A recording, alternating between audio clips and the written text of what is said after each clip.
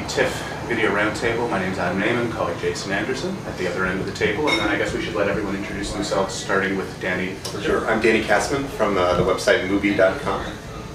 I'm Karina Longworth from the LA Weekly. I'm Andrew Tracy from CinemaScope Magazine, and full disclosure, I'm also an employee of TIFF, which means that this year, more so than usual, nothing that I say should be trusted. I followed that. I'm Fernando Croce for Slant / The House Next Door. If we're lucky, we may be having a special guest appearance from Roundtable veteran Bob Koehler, and the other two Roundtable veterans, Mark Parenson and Scott Foundas, doesn't look like they can be with us today, although Scott did want to point out that the Clint Eastwood film Hereafter, which none of us have seen, is actually good. So we can Full disclosure, he's programmed that into the New York Film Festival. Yeah, so it begins. So I sort of thought that the way to frame the discussion today, or the thought I had, is that we're all kind of here on different beats, some of us sort of very different than others, and this is a reality of festival coverage. You know, you have a very different beat if you're a paid critic, you know, who has to do interviews and see certain films that are going to come out. It's different if you're a blogger. It's different again if you're a section editor, or if, like Andrew, you're working as an editor for a quarterly publication. So I thought that maybe going into that might account for why some of us have seen all of the same films, and why some of us have seen, you know, some very different films, and that might be a way to ease into some general impressions of the festival at the midway point. So I'm trying to think, who has the most interesting beat here? We have a couple of editors. I mean, maybe Fernando, we can start with you. Talk a little bit about Slant and talk about your marching orders, because you also maintain your own blog, an excellent site called cinepassion.org, where you write about whatever you want. Whereas for Slant, 50 words or less. Usually 50 words or less. They're these brilliant short reviews. Can you talk a little bit about you know, what your marching orders are for Slant? Well, I had pretty much the run of the show for most of the movies. But, you know, been trying to avoid a lot of the movies that will be playing at the New York Film Festival. And so... And that's because you have other critics there. They have other critics, and I'm sneaking some in there, like the Godard, the film Socialism. I can't pass on that.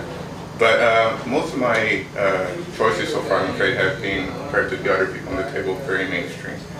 And is that because you're asked to do that?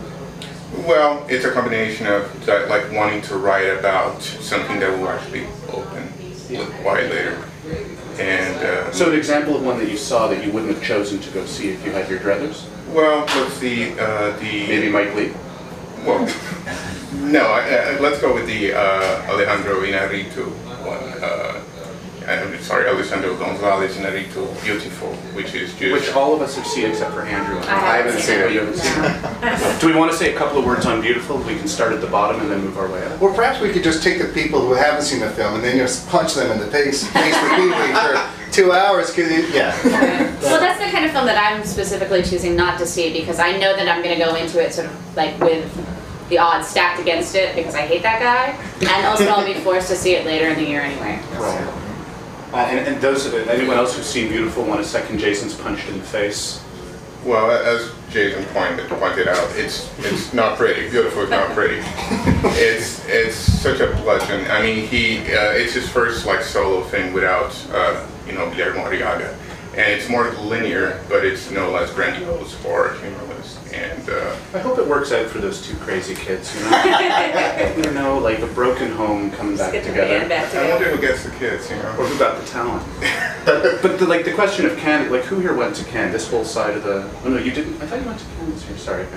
Well, so like Danny, you went to Cannes. I went to Cannes. So you're avoiding things that you saw in Cannes. There's nothing you saw so much that you need to see it again. Oh, there's plenty of things that I would, well, up to this point that I would rather see again than what I saw, like Koehler of Variety, or the Godard, or the Biutiful, or you know, many films. But I mean, part of my pleasure going to TIFF is that being lucky enough to go to Cannes, it crosses off the stuff that would normally be must-sees, and I can be adventurous. The downside of that is always the hit or miss ratio for me is. But is there a mandate for movie while you're maybe you talk a little bit about the site, because this is free advertising. It's a movie website. We show movies. We blog about movies. It's it's all things movies.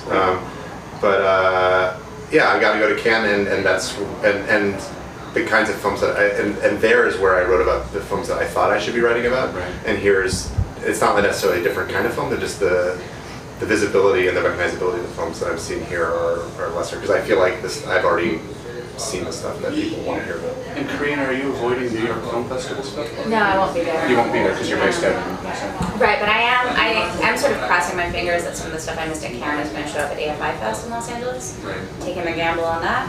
Or Anaheim. Anaheim is a... If only Bob was here to talk about that. Yeah.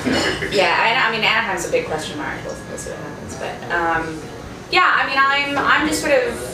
I'm trying to see things that I know that people who read the LA Weekly might be interested in, and at the same time, you know, take some chances on things that could be discoveries. Well, so what's an LA Weekly reader interested in? I mean, I'd imagine that they're probably interested in some of the same films everyone else is, but is there anything specific? Is it American Indies? I mean, I'm thinking of it as sort of, I didn't assign any kind of fall preview for the paper because I figured that I would basically have that covered at TIFF. Right. So, you know, stuff that'll be coming out in the next couple of months, but also stuff by, you know, with recognizable people involved that maybe don't have distribution, like Beginners is a good example of that. But that's the Mike Mills film, which you really like. Yeah, and that's, you know, that's actually one of the things I crave, because from my own viewing, so I see, it sort of breaks down into 3 stages. There's the Cannes stuff, which I got to see. There's the pre-TIFF screening, which we are so lucky to get. Yeah, and it does sort of help a lot. Wait, I wasn't being I mean, you guys probably have seen like 4 times the amount of, like we're halfway through the festival and you guys have probably I'm seen at like 37. Yeah.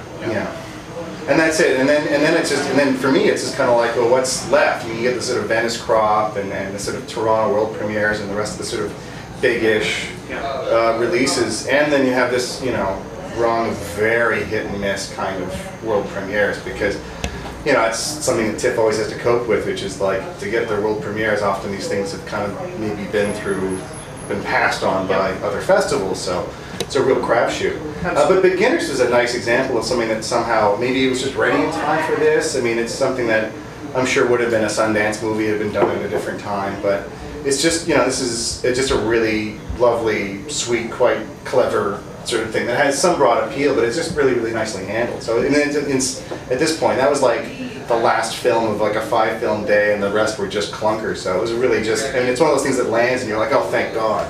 Well, we'll get to clunkers in a second, but I mean, just to ask real quick about both of you guys. I mean, because you're Toronto-based journalists, or is journalists in quotes. Yes. Excuse me, critics. Is your writing like 85% skewed towards advocacy? Like you're trying to get the people who live here or are attending this festival to see movies, versus all of us who are, you know, if we're trying to help movies, it's usually in a different and not so specific and time sensitive. There are certain Canadian magazines that when they assign you a long lead time piece on a director or a film, they're not assigning it so you can say this is the nadir of their career. You just try and be selective in doing them, that it's a film that you actually like, that you think is interesting. But at I, the advocacy is the opposite of our mandate. We actually sometimes take flack for being too hard on Canadian films, which is why when we see Canadian films that we like, I mean, not to speak for Jason, but I will, we both really liked Curling by Denis Coté, or Daniel Coburn, a Toronto director, his film You Are Here. It's really nice to sort of sincerely enjoy that, but no, it's not advocacy based. And if you look at the reviews this week of some of the Canadian films, without picking but no, I'm sorry, I didn't mean specifically for Canadian films. I mean specifically for people who are either attending the festival or living, or, you know, or living here. Because we leave the TIFF guides to other writers. There is a kind of I-weekly, rah-rah, TIFF is happening. Here it is from a fashion perspective. Here's how you get tickets. Here's the impact on Toronto. All magazines write that, and I just think we're fortunate that we have autonomy to not have to write that way.